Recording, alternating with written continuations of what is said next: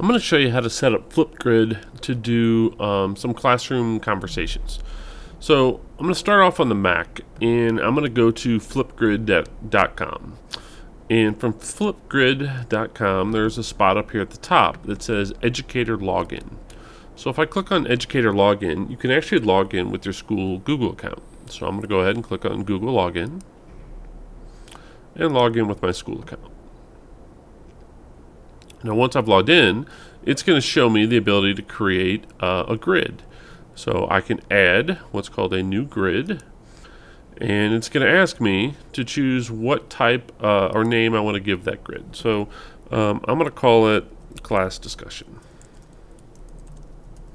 And then it's going to ask me what type of grid I want to control who can join this. So in this case, we want to use what's called school email, which means they're going to use their Google school email in order to be able to log in.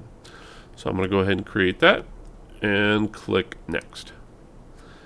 All right, now it's going to ask me to add the school email address. The suffix there is at psdr3.org, or I can also add at student.psdr3.org, since that is what our student's domain address is. So I'm going to go ahead and hit return, and that means anyone from psdr3.org or student.psdr3.org will be able to join this group. So I'm going to go ahead and click next, and it tells me my grid is ready. So this is the website address right here of my Flipgrid. So I can take this address, and this is the address that I would paste into Google Classroom. There's even a shortcut button to share it directly to Google Classroom if I'd like. I'll go ahead and copy that, and I'll go to my grid to show you what it looks like. So here is my class discussion grid right here. Now from here, this is my a grid is like a topic that I want that will have a lot of subtopics that kind of go underneath it. So for example, I made mine just called a class discussion, and I'm going to have a lot of different discussion questions that possibly go on in this class discussion grid. So I'm going to create a topic for today's class. So I'm going to go ahead and hit add a new topic, and when I click on it, I can give it a title. So maybe I wanted to have everyone introduce yourself. And so I can choose some recording time on how long of recording time I want to allow students to be able to record. So I could give them up to 5 minutes or just a few seconds, depending. And then I can go ahead and type in my prompt. So tell me. All right. So down here are some other things that I can do to add to my prompt. So I could record a video if I want, which would pull up my webcam and allows me to record my own personal message introducing the topic if I want.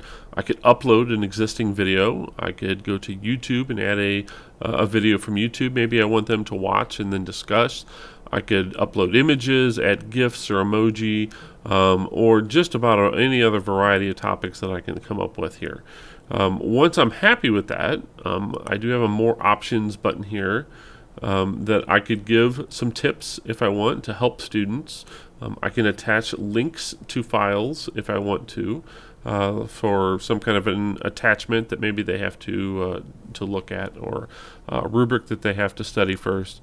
And then I can choose, and this is my important part, it allows you to do video moderation. What that means is the videos won't show up when a student replies. They won't show up until you approve them, which I would highly recommend turning on. Otherwise, if you post a topic and a student replies, everyone else in the class is going to see it, whether you want them to or not. So this will kind of prevent some of the wiseacres from trying to get away with some goofiness going on in your class if you turn on moderation. So you can choose whether or not you want to allow students to reply to each other, which you can turn off if you do not want. It's up to you. And then you can choose whether or not your topic is active, frozen, or hidden. So you could freeze or hide a topic if you want to have it not be visible until you're ready for it to be visible, or even set a launch or freeze date for when it becomes visible. You can also choose down here how advanced you want students to be able to get with their videos. You could give them some basic video editing options where they can trim their videos. You can choose whether or not they want to be able to do stickers, drawings, selfies, different things like that to their video if you'd like.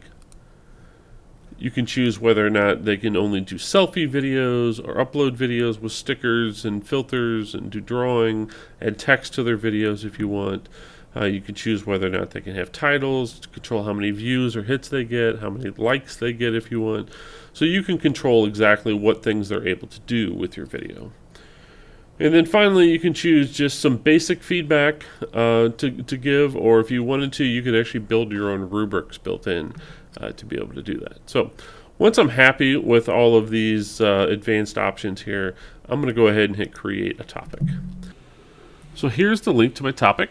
I can copy this link, and this is what I can provide to Google Classroom, or again, I can publish directly to it. Another thing it gives me here is it gives me a QR code that will link directly to this topic. And so I can post that QR code, kids can zap it with their iPads, and it'll take them directly to my topic. So I'm going to go ahead and download that QR code. Yes, I want to allow that download, and then now that download will take me to this file, which again, I can post all around the classroom, put it on Google Classroom, do whatever I want to get it out there for kids to be able to access.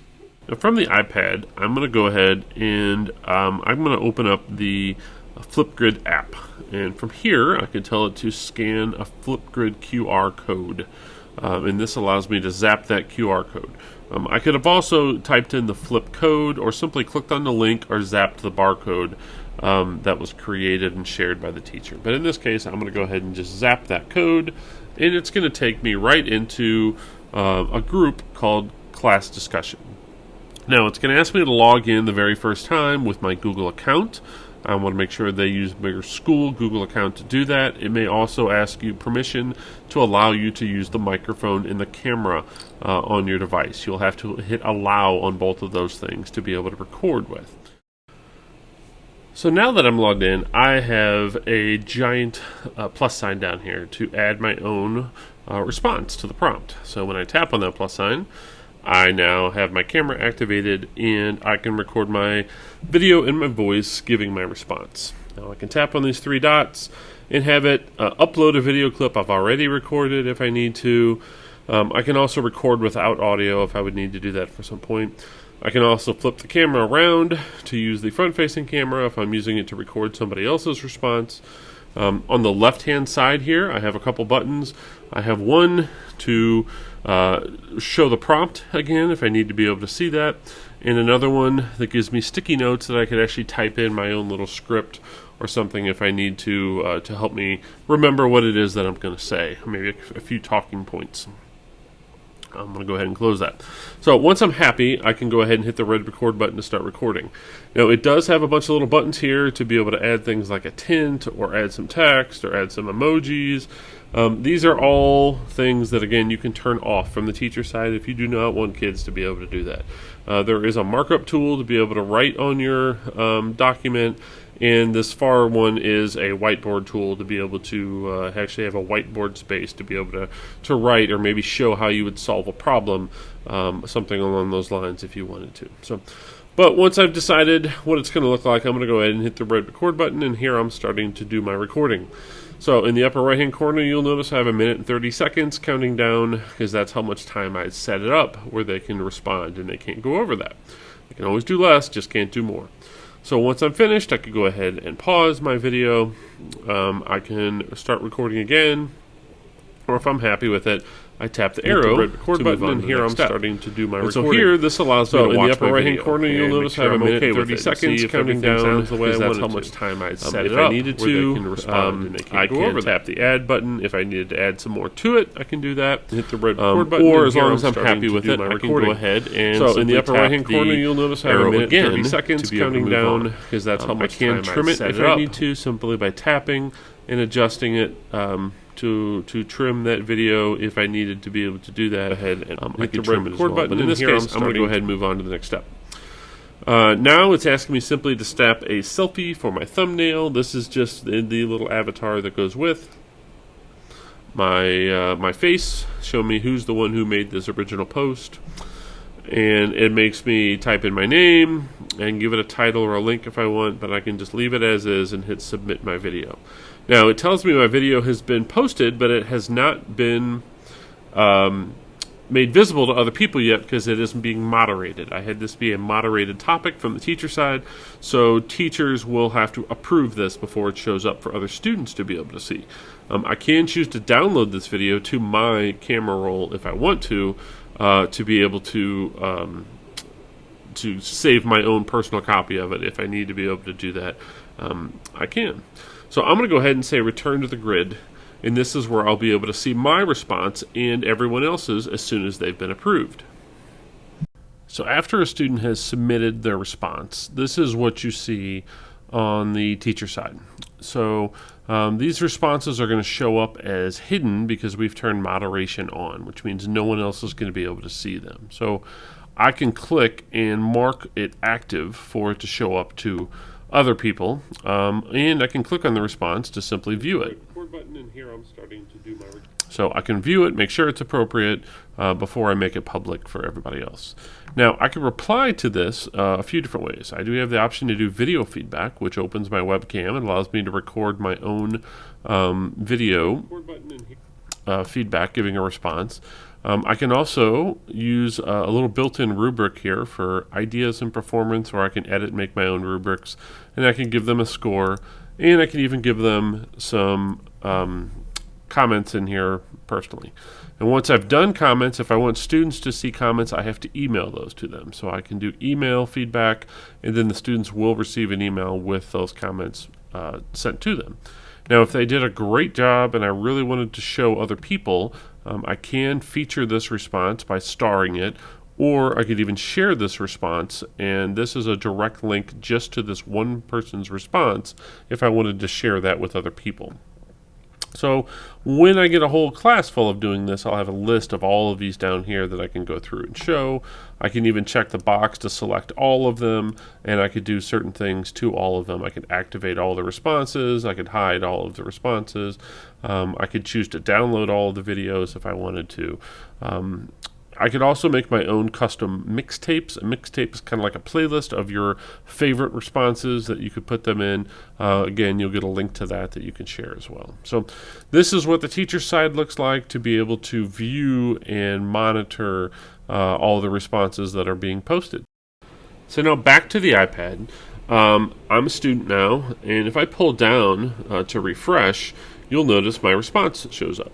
And I can tap on that response, hit the red record button, that response. Here I'm starting to do my recording. And I'll see all that listed in there and so on. I will be able to see everyone's responses in the class. So if a whole class is responding, you will be able to see everybody there.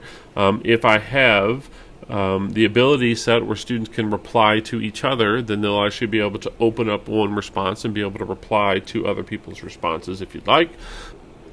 So this is a simple way on how you can use Flipgrid to create some topics and have some people publish some video or audio feedback, giving their thoughts and opinions. So that is Flipgrid.